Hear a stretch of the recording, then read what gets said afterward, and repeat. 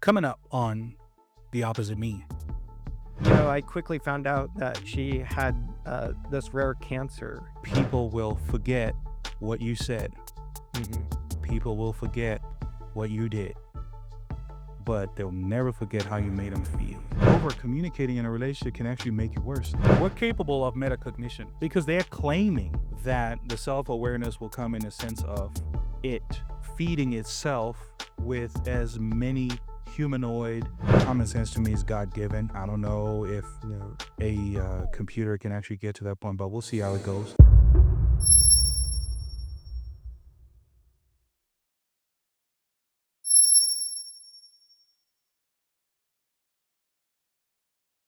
Welcome back to my podcast, The Opposite Me, as we bring you a higher perspective on everything life, everything business, everything finance, all things books, but most importantly, everything opposite of me.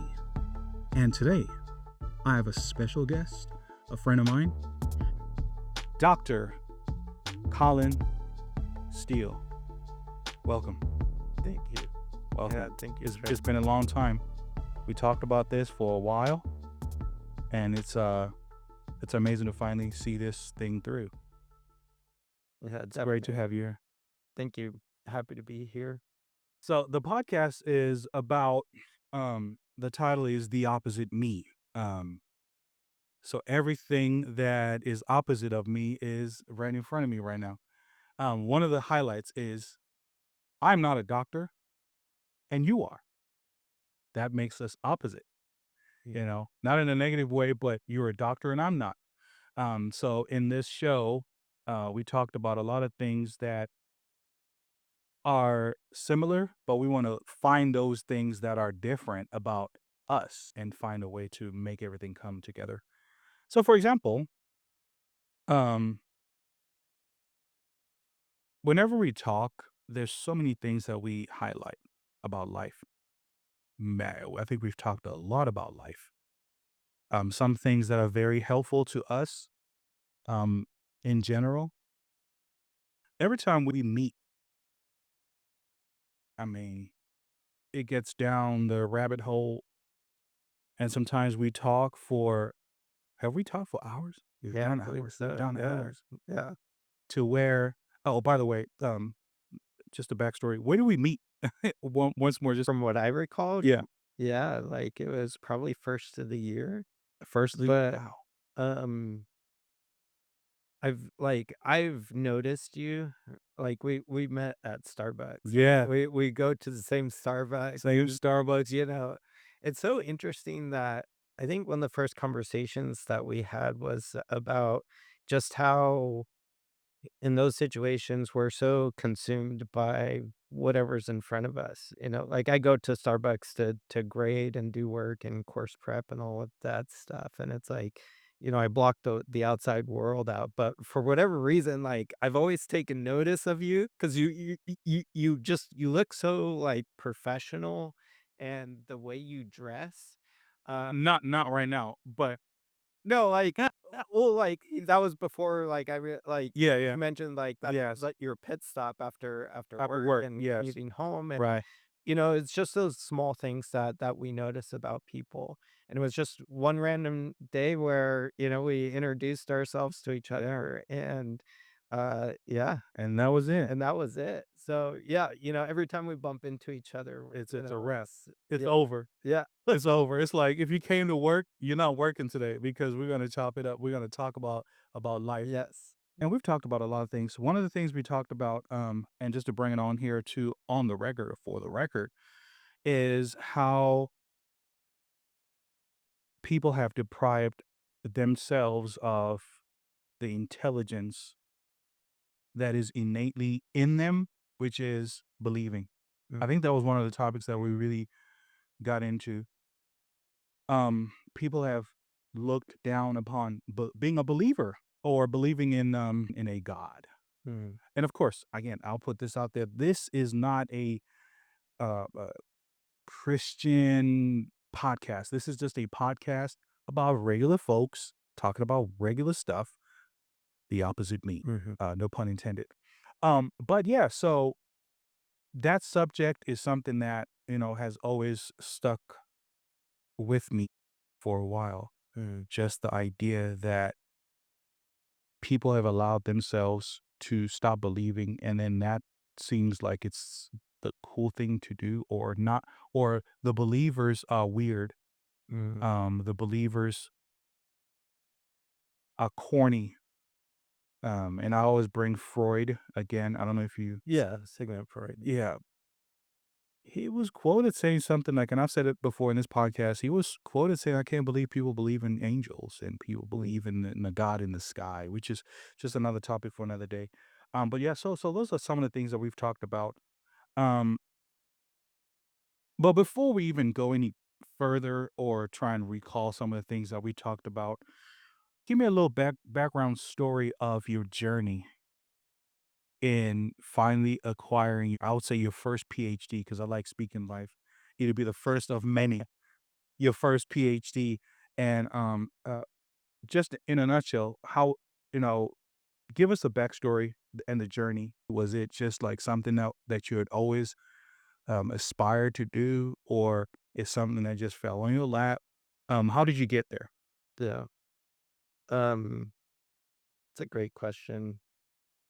And thank you for the optimism. I don't know if the second PhD is my future after suffering through that Oh my God. special type of pain, but Yes.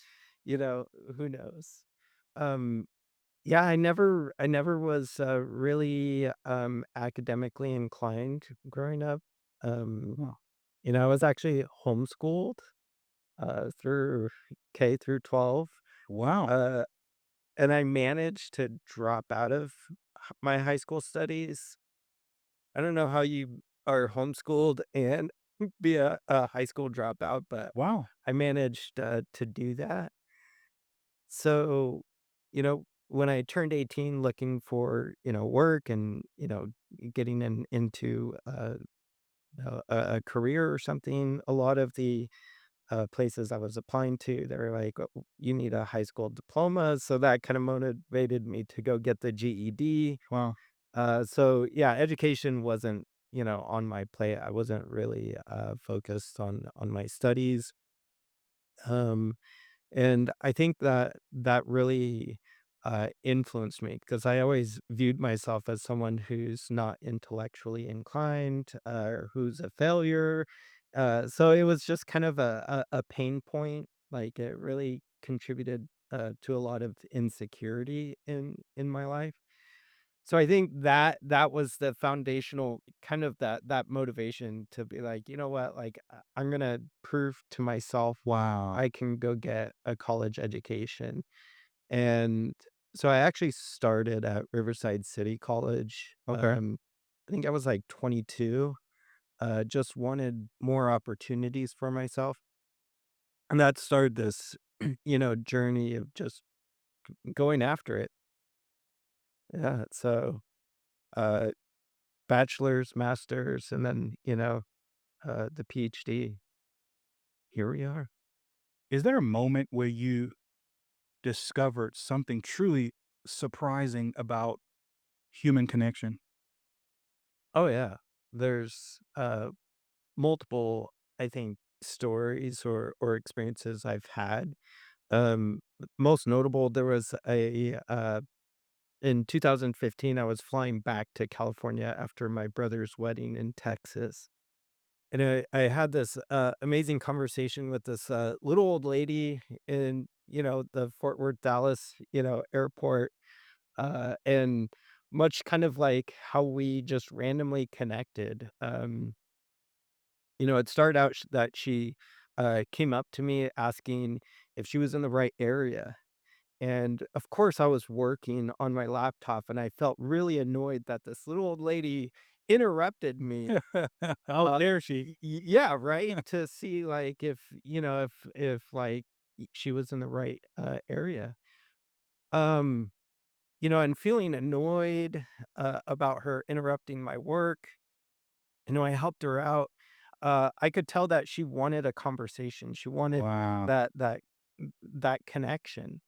and we got to talking, and I asked her, I'm like, "What are you doing, traveling, by yourself?" And just, asking those, Right. general questions like Right. where you're going, and, I quickly found out that she had, this rare cancer and she was going for treatment. And it was like, Oh man. literally, you're talking to someone who has maybe 6 months To live. to live.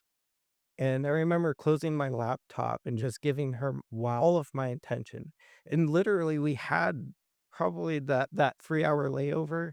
That was like one of the best conversations I've had in my life. Like, and we kind of joked about this and earlier before this podcast, where it's like so many of the conversations that we have, you know, uh, melt away just due to memory, True. our inability to recall the details. Unfortunately, that's the case with this particular experience. But I remember how I felt in that conversation, and it was such a unique opportunity. And I like what you said, Trey, with the this podcast is the opposite me, because I'll never be in her shoes. Wow. And that was such a profound opportunity to get to know what it's like having 6 months to live. Like, what are your thoughts? Like, would you have done things differently in your past?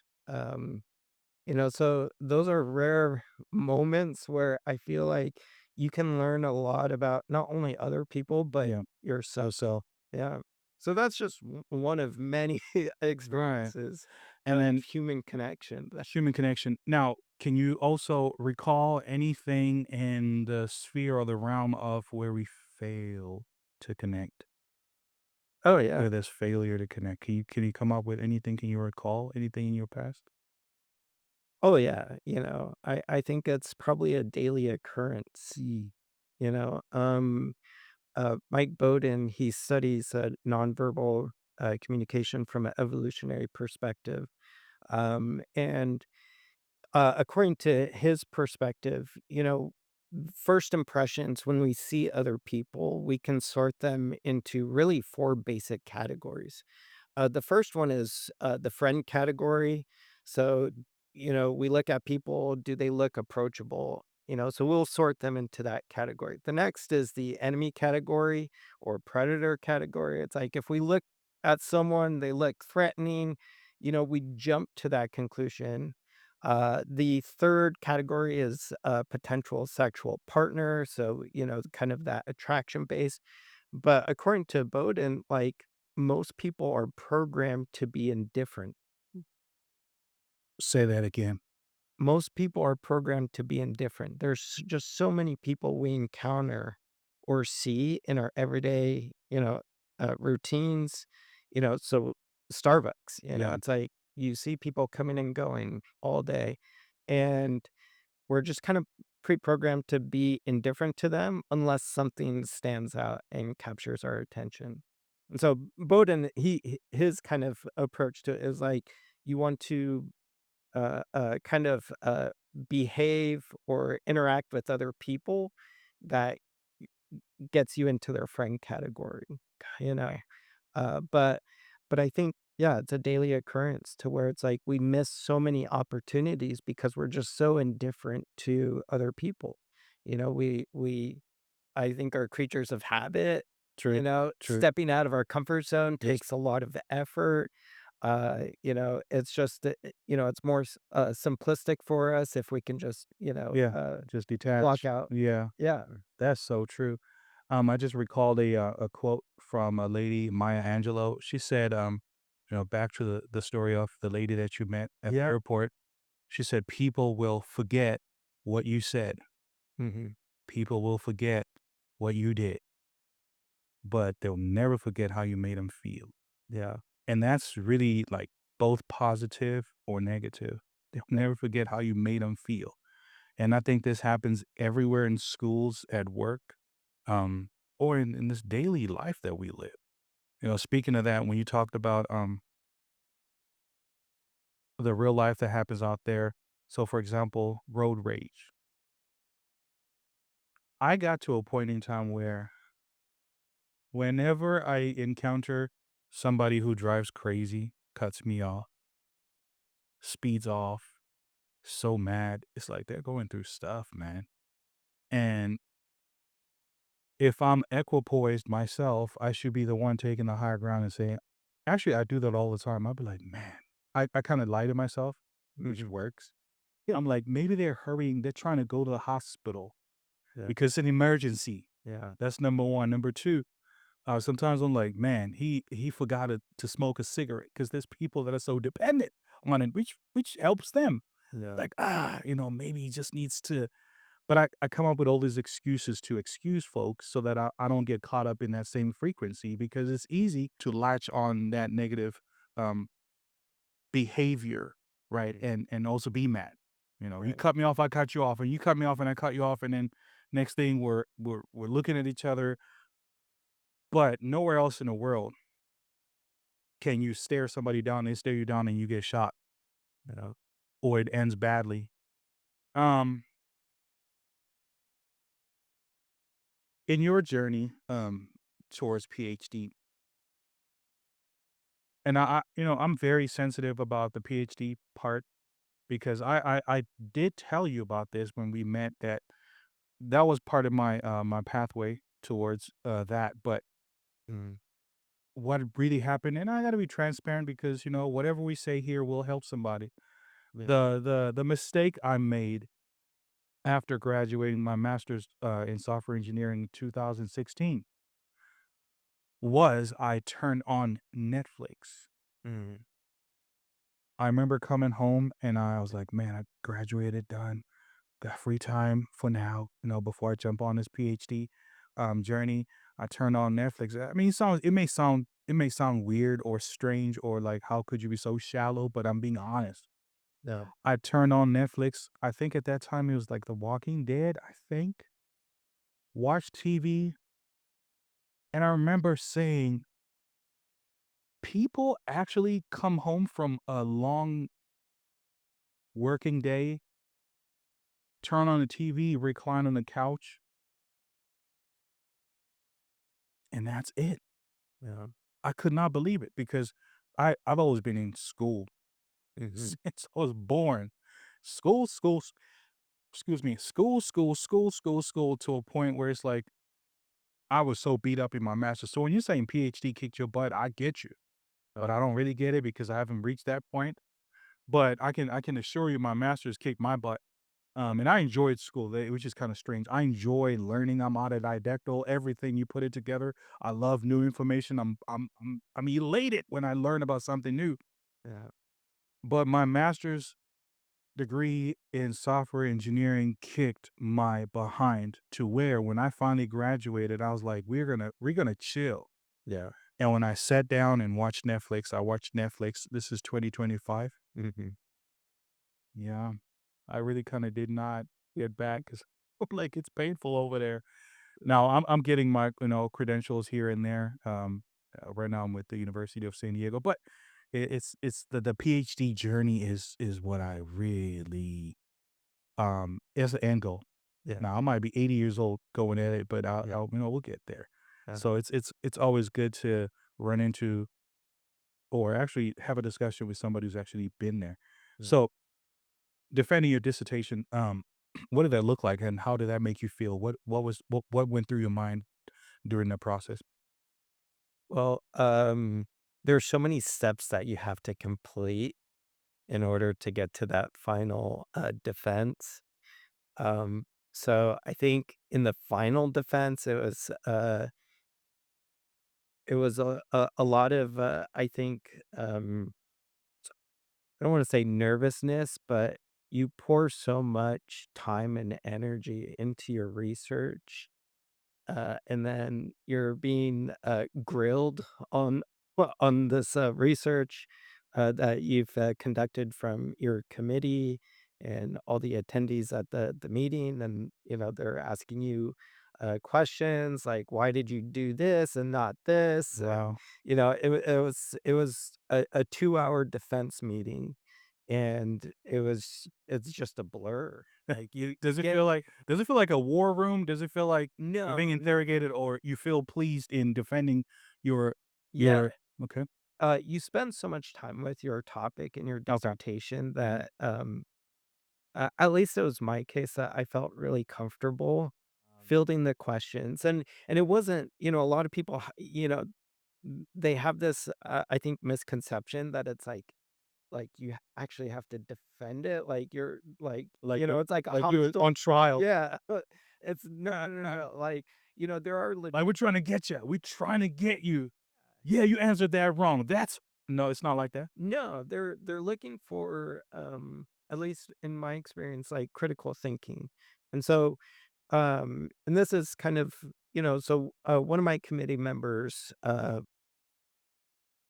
pointed out something about my stats, so I did a structural equation modeling, and they kind of realized like, okay, you're just stepping into this world, of methodology Okay. as kind of like a baby researcher. And so, you can only expect so much. Gee. But they want to see like, your rationale, your thought process. And so, they might point something out and ask you to explain, but the overall vibe, I guess, in the room was very encouraging Right. and Okay. supportive. But, at the end of that, when, they so after you defend, Mm-hmm. after they conclude the meeting, Uh, you step outside of the room and the committee discusses amongst themselves and come to agreement whether or not you meet the criteria or finish or what's the worst thing that can happen during that process?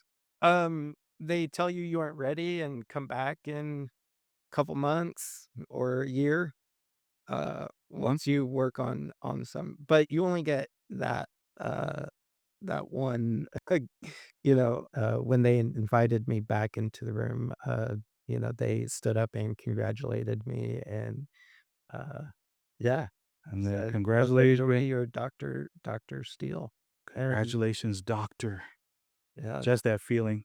it was a it was very, emotional for me, like, I almost cried, but Yeah. I kept it together because that was Um, the culmination of, so much hard work. yeah. Over the years. And, it was really a testament to myself that I could accomplish difficult things, such as earning a PhD. Gotcha. And really, so, it really comes down to that spirit of perseverance and grit and just consistency. You know, the if you just show up every single day, little by little, you'll get there. Consistency. Consistency. That's something else. Now, in your opinion, what is the one widespread myth about communication that drives you nuts, and how can we debunk it? Or how can you debunk it? I think, the biggest myth that we often hear, Hmm. especially in the relationship, area is, Touch on it. yeah, more communication is what's needed to fix problems. Wow. So even over communicating. That's probably the biggest misconception. Yeah. Wow. Uh, m and that's with a lot of things in life. Hmm. Hmm. More doesn't, sometimes fix a problem, it makes it Wow. worse. Wow. So more sometimes makes it worse. Yeah, for sure. So it just has to be the right. Yeah, yeah. So, effective Mhm. communication, quality communication, I That's it. You hit it. Quality communication over quantity. quantity. Yeah, Wow, that's just I learned something right now. Because I mean, I thought over communicating was better. Maybe at work, in the corporate world, but I'm sure in a relationship that's just opened my yeah, other eye. yeah, Um, and I'm like, over communicating in a relationship can actually make you worse. Never ever ever thought of that. So you want quality of communication over yeah, quantity of yeah. communication. You mind repeating that, because I'm gonna put that on. That might just be a short. Right, so quality over quantity when it comes to communication, and I think the biggest misconception is more communication, uh, fixes problems. The more that we talk about X, Y, and Z, or the more that we talk about this, and oftentimes that's not the case. So yeah, um, learning, how to effectively communicate is much more valuable than just more communication. That's deep. That's deep. And I think that could be another podcast for another day, literally talking about communication. Actually, I think we'll do another one Yeah, where we talk about communication in relationships because yeah. I think that is what the world needs um, a lot more. Now, I talk a lot about education and communication, Mhm. and I think a lot of things must be taught in schools, which I'm not. It's just the fundamentals and basics and superficial stuff that is taught out there. If you were to redesign how communication is taught in schools, what would you change based on your background? Mm, What would that be? yeah. And how would you go about it? Well, I think what we're seeing right now is a stronger push to realize that the power dynamics within education are being challenged. There's an environment that's centered on equity, and what does that look like within a classroom?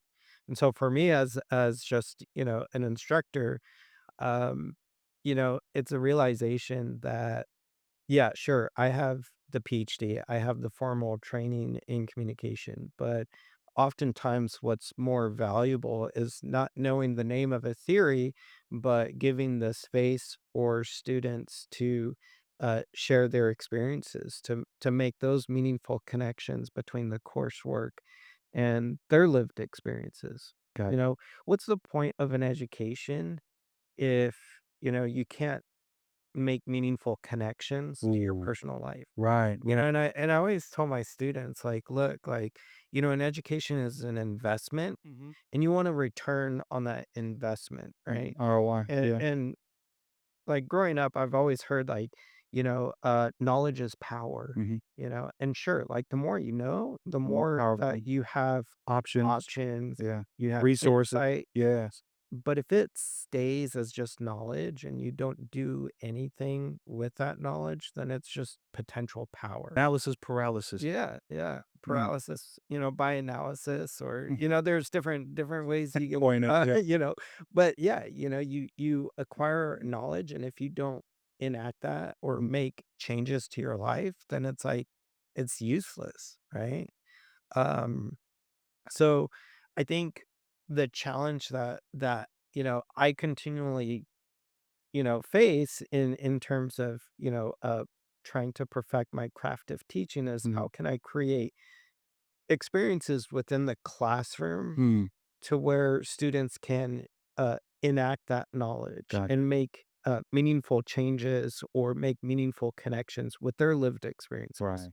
and not deprive them of their experiences, Okay. which oftentimes happens Right. where you get an instructor who's has a big ego and is like, no, you're wrong, I'm right, I have the formal education. It's like, Right. no, like I feel like I'm still a student, like Sure. you mentioned, Trey, like, you love Absolutely. learning, you get so Absolutely. much out of it, and Yeah. and I feel like each semester, journeying with students and, learning alongside them, I just feel so blessed to be That's able to do amazing. that because I feel like I'm learning, alongside True. my students.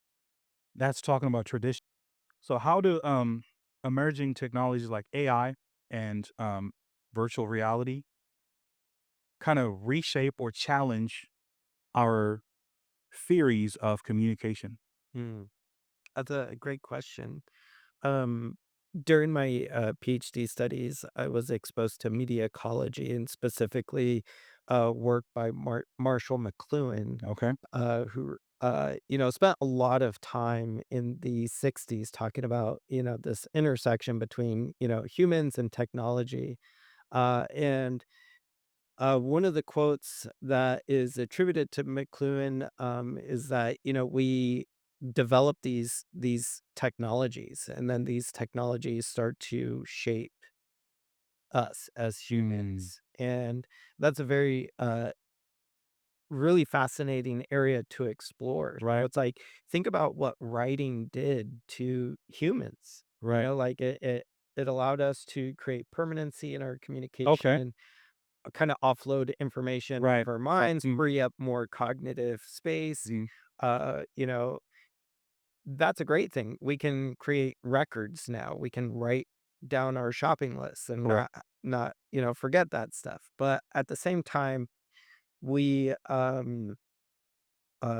demand less of our memory. Well, So our so memory starts to weaken and fade. Just driving here this morning, I punched in the mm, address yeah. GPS, and I had no idea where I was going. I was just following the computer. Right. Right. So my navigational skills have been severely All right. replaced by No more technology. maps. So I think, continuing on that logic, we look at, so for example, generative AI, Hmm. where it's like, is that replacing our writing capabilities? Are we going to just rely on technology to do our thinking for us? And, if you follow some of the conversations in that space, it's a very big concern is like, Yeah. how much of our, ability to think for ourselves is being offloaded Yeah. to these platforms. Which kind of makes me sad because I literally love writing. I love composing and I love words. Yeah. Yeah. I love words. I love the power of words. And I thought I had an upper hand um in the sphere of my influence, only to have AI be the great equalizer. Mhm. Because now people don't have to think like you said. They just need to know where to find the information Yeah. to compose whatever they want to compose Right. using technology. Where do we go from here? How do we get here? Where do we go from here? And what does that look like in the future? I kind of feel bad for the next generation because at least for us, we know the balance, we know to turn it on and turn it off. But just like you said, uh, GPSing here, you actually feel like it's part of our nature now. We don't have to think, we don't have to care to know how to get somewhere. Trust the Right. machine, trust the GPS or Siri to lead you to wherever you want to go. Looking back in the days, people used to know how to actually ask. I was in Ohio one time and I asked this lady, I was asking for directions. I kid you not. I was standing right by the intersection that I was looking for. Mm. And she was there. She claimed to live in the area. And I'm asking her, do you know how I can get to such cross section? She's like, no. Mm. 2 minutes later, I look up and it's like, oh, I'm right here. She's right there. Yeah. She had no clue. And Yeah. probably didn't care because we have so much dependency on technology, Mm. which is where we are now. And it's gonna get worse. 'Cause right now we're on there's like about 5 stages that are coming with the wave of AI. Mm. Um, I get supercharged in this round because that's my sphere, Yeah. Yeah. that's my milieu. Um, so there's gonna we're right now in any, they call it, artificial intelligence, like, Mhm. the initial one, and then there's AGI coming, there's gonna be ASI coming. Yeah. We are in trouble. By the time we get to the ASI, it's going to be the literally the technology or the AI, the program thinking for itself. Actually, it's going to be above the thinking for itself is the AGI, which is the next Yeah. wave coming. The artificial general intelligence, and then it's going to be the super coming, the ASI, which is literally. I hate to say this, but I'll say it with the small letter G. This is like Yeah. God mode, Yeah. Yeah. where it's like, yeah, I don't even want to get into this on this one because it's so deep. Um, but that's where we're going to where our minds are going to be useless because there's going to be a merging of this biology and artificial intelligence. And speaking of artificial intelligence, let me just take a little tangent real quick. And let me run this by you and tell me what you think. This is my philosophy. This is how I think. I find it very insulting to humans to introduce this thing called AI and call it artificial intelligence because I don't believe that if anything is artificial, it can be intelligent. And I don't believe that if anything is intelligent, can be artificial. So, and then we call it artificial intelligence. Machine learning, yes, we can agree. I can agree with that. Mm, I can settle on that. But to give such credence, such power to a program or algorithm and yeah. call it intelligent is insulting to us humans. That's how I feel. What have you thought of what's your take on that? Well, based on, my understanding, a lot of these large language models are based off of probability tokens, and so it's not necessarily creating knowledge or I guess in the sense, like, I've asked ChatGPT, uh, um, a question before and asked it to cite research, and it literally fabricated,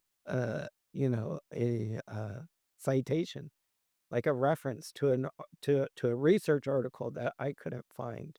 Right. And Wow. so it's like, sure, okay, maybe, like, depending on how you define that word, Right. creation, but Right. like, I think The super search. right, like it's fabricating based off of probability, Right. and I think for humans, like going back to when we started, just, this conversation, like there's something innate in humans that we are creative beings. Like, we thrive off of creating something.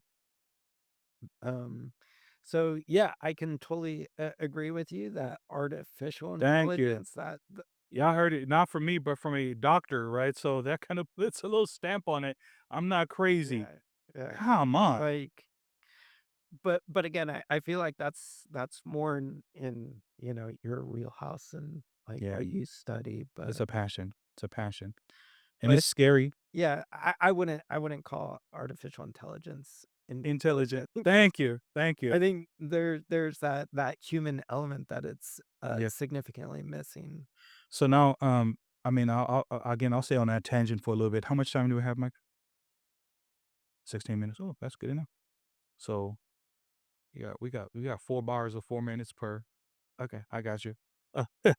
Talking to Michael in the back. Um, ooh.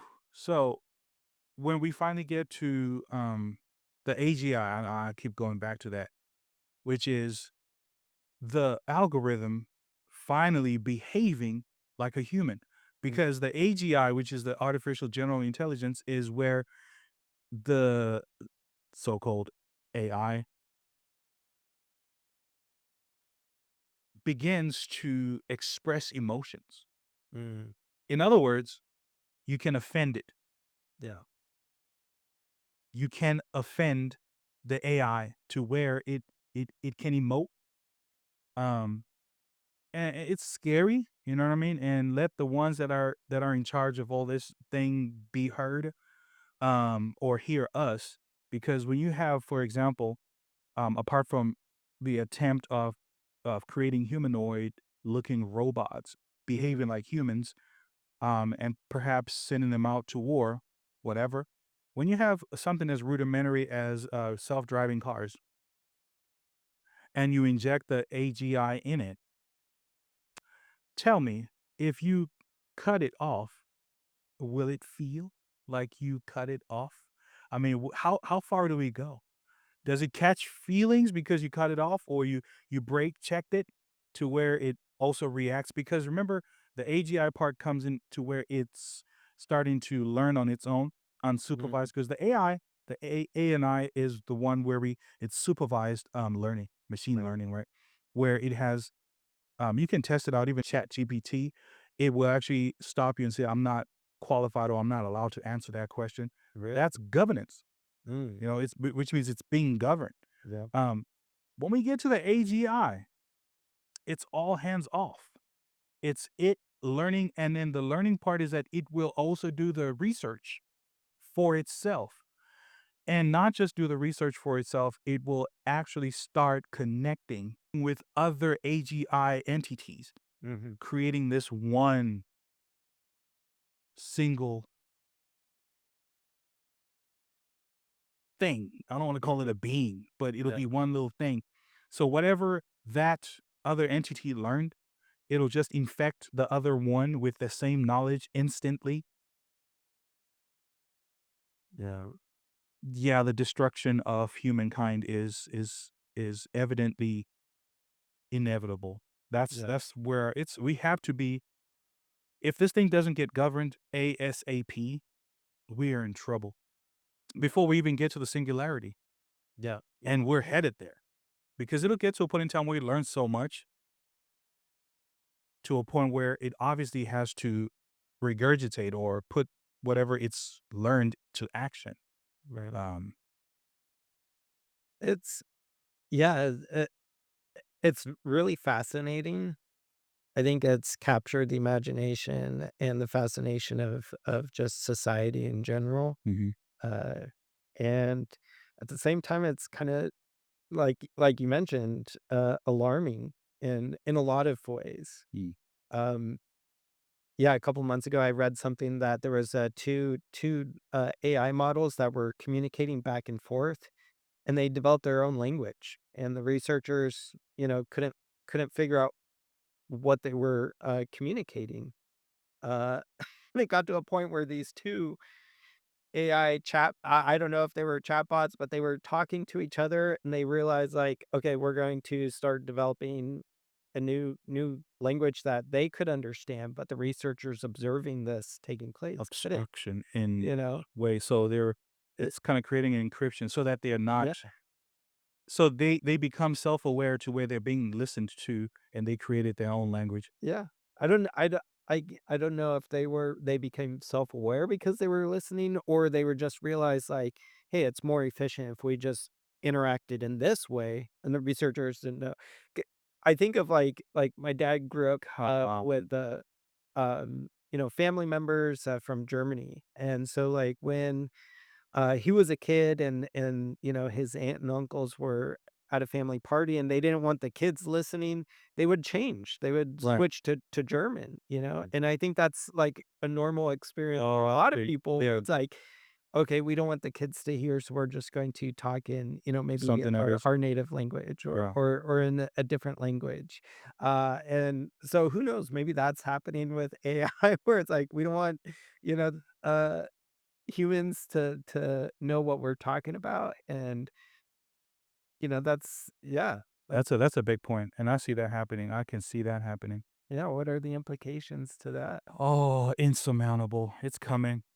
It's coming. I mean, humans can we're capable of metacognition. Mm, I'm wondering if a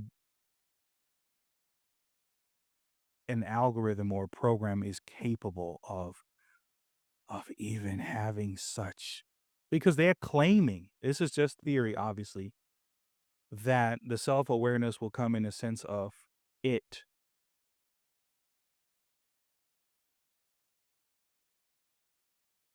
feeding itself with as many humanoid emotions, decision making, yeah, common the claim that it'll have common sense, I'm not sure about that because common sense to me is God given. I don't know if yeah, a computer can actually get to that point, but we'll see how it goes when we mm, finally get there. We'll see how it goes.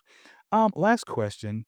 Back mhm, again to communication because I think that's really important in your line of study, mm. and certainly uh, field.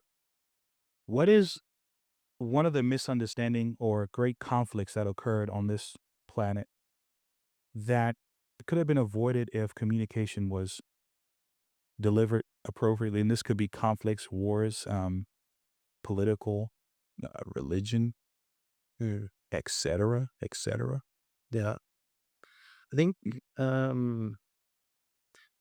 this is a interesting question to explore, and there's so many different variables at Gotcha. play, but, you know, I like to keep things simple, Hmm. and I feel like, you know just seeking understanding before, expecting other people to understand you. Wow. It's like take that initiative to try to understand where other people are coming from. It's empathy You and know, walk a mile in my shoes.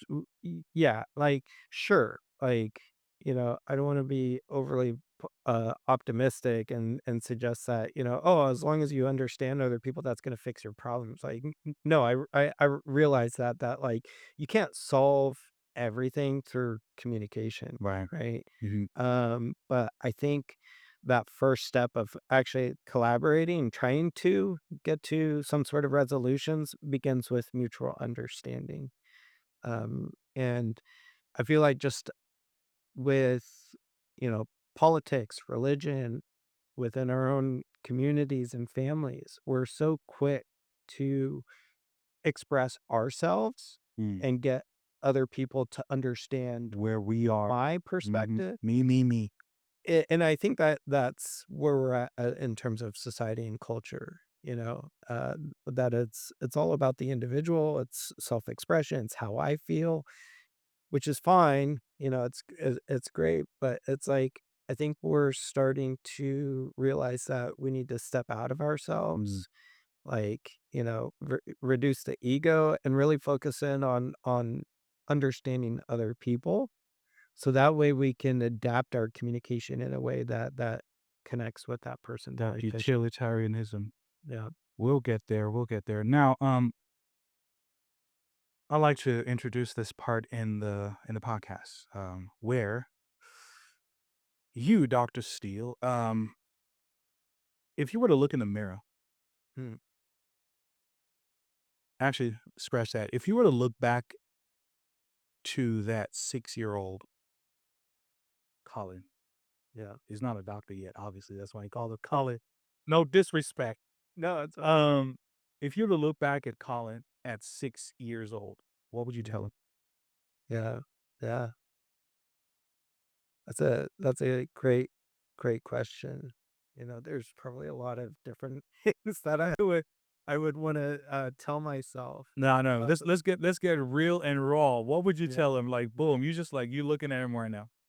Yeah, probably, I think, you know, the I don't wanna say, like, the cliche things, but, Yeah. uh, don't be scared of taking risks, you know?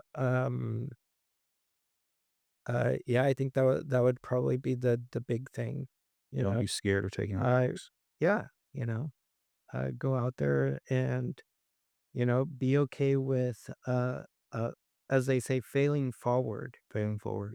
Like failure is not, the end, it's a learning opportunity, Absolutely. right? Yeah. I think hearing that would, allow myself, or at least give myself the permission to explore more and to, step out of that comfort zone, or maybe not even hang on Yeah. to failure, That's awesome. as like, oftentimes we might fail at something that maybe becomes part of our identity, Yeah. where it's like, "Oh, I failed at this career, or I failed at a school, or I failed, blah, blah, blah, whatever. I failed this relationship." And it's like, we start to attach that to our identity, and then that could have serious implications on Right. when we see Right. ourselves Right. in the mirror, like you said, like, we could start seeing ourselves as a failure or something else or this or that. And, we need to let go of that sometimes. Well, I can assure you, Colin is looking at you right now and is super proud. Yeah, yeah, He's like, we did it. Because that's what life is all about. Where you can look back at yourself in the past can look at you and say, yeah, we did exactly what we said we were gonna do. right. That's amazing. On that note, ladies and gentlemen, the opposite me, obviously a PhD, and I'm not, was such a great honor to have you here.